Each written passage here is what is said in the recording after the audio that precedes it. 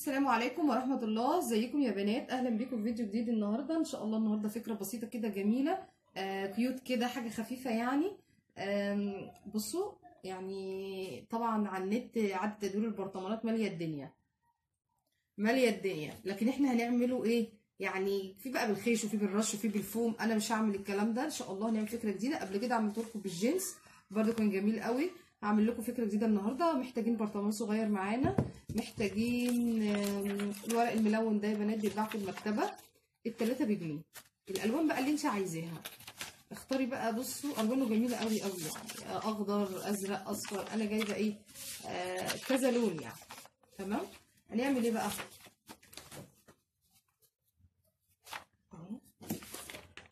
عايزين بقى نقص، يعني نقص ايه يا بنات كده، يعني 3 سم زي ما نقول كده مثلا. هقص بالمقص، نسويهم كويس بس عشان يطلعوا حلوين، عشان لما نيجي نفردهم بسم الله.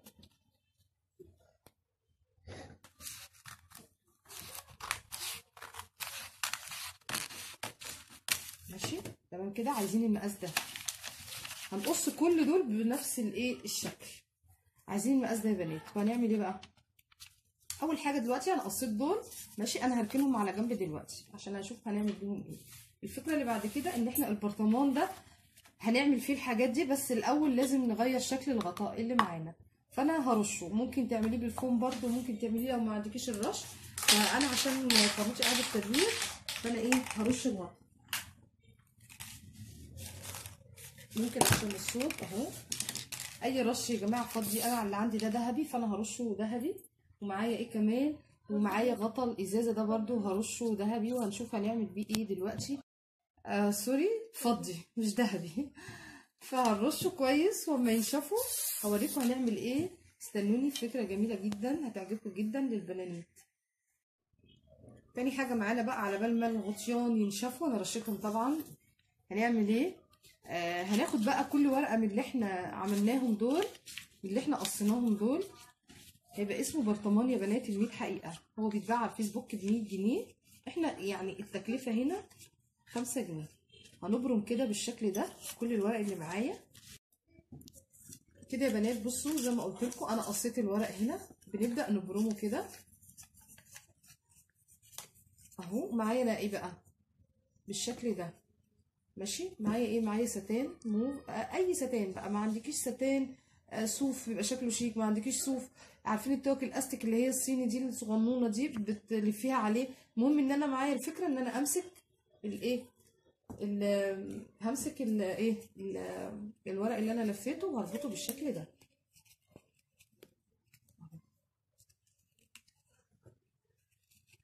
تكون رابطه بسيطه عشان تسهل عليها الكتابه لما تيجي تفتح كل يوم.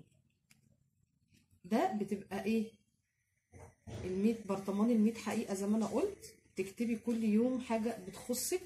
بصوا يعني انا اهو عملت اهو الكميه كلها مثلا.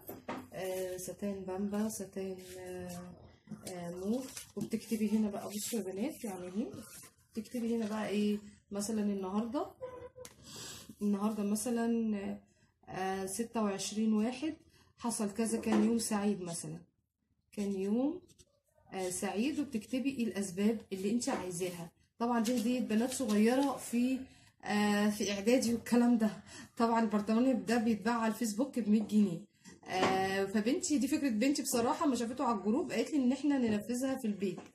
بس يعني كل يوم مثلا هي النهارده في فكره في حياتها جميله، فبتكتب اللي هي عايزاه فيها. بيبقى بنات حاجه زي بديل كده. ايه، فاكرين زمان كده ايه، مكتب ذكرياتي في اجنده والكلام ده. بس ده بقى برطمان 2019. فكره جميله جدا على فكره، ومحدش جرب يعملها. اهي بصوا دي بقى مثلا هربطها بستان بامبا اهي كده. انا عملت لكم الحشو اللي جوه البرطمان، بس لازم طبعا نزوق البرطمان من جوه. نزوق شكل البرطمان عشان يبقى شكله حلو كده. احنا خلصنا الايه، الحاجات بتاعتنا دي. هنعمل ايه بقى الخطوه اللي بعد كده؟ دول بقى بتعبيهم في البرطمان. طبعا 100 حقيقه، المفروض ان هم يبقوا 100 ورقه. انا بوريكم نموذج. هي هتديه هديه لصاحبتها مثلا. تمام. يعني انت تقدري تهدي بيه حد من اصحابك. شكله يبقى جميل جدا. هوريكم دلوقتي بقى احنا هنزوق البرطمان ازاي. دلوقتي انا عملت ايه هنا؟ انا الغطا اللي معايا اللي انا رشيته اهو، وده ماشي يا بنات اهو. هنعمل ايه؟ هنلزق الايه، هنلزق، رب يكون باين معاكم، هنلزق كده.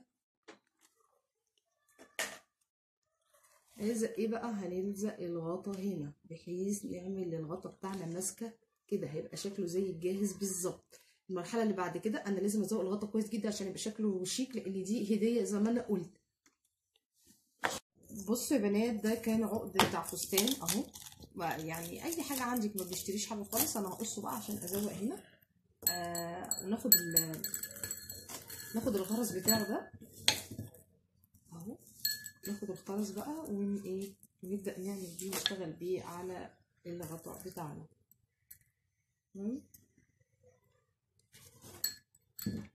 هنبدا بقى جنب الغطا كده، نحاول بقى نحط ايه واحده واحده كده بالراحه عشان تدينا شكل كويس جدا. والله حاجات جميله جدا، والفكره دي حلوه قوي يا بنات، وهتوفر عليكي كتير. يعني بنتك بدل ما هتشتريه بقد كده مثلا، انت هتعمله لها تديه هديه لصاحبتها، او هتعملي ليها هي برضو.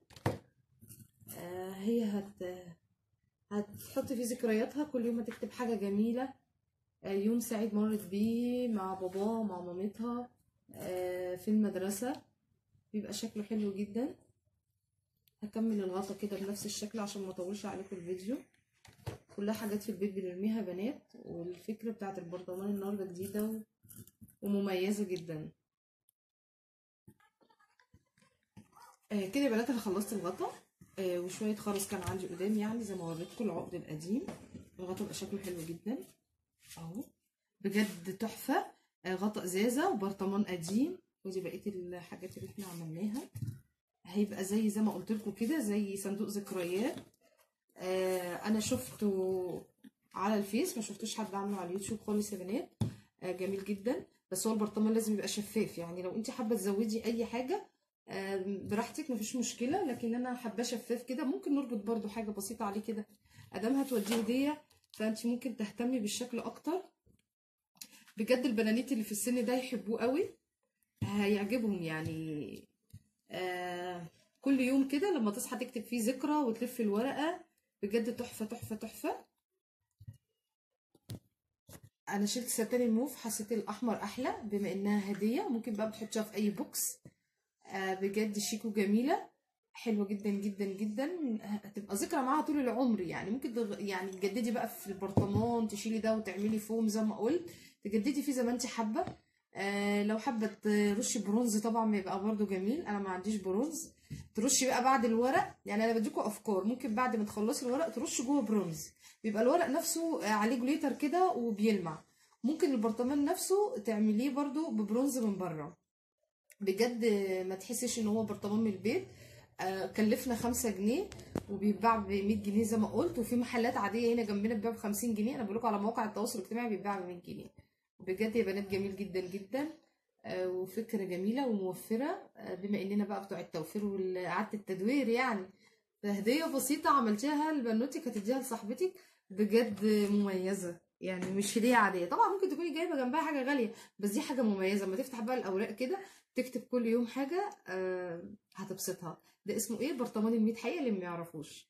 ان شاء الله برضه اعمل لكم برطمان السعاده، فكره برضه جميله وجديده. استنوني ان شاء الله بقى، ونخلص على البرطمانات اللي في البيت كلها.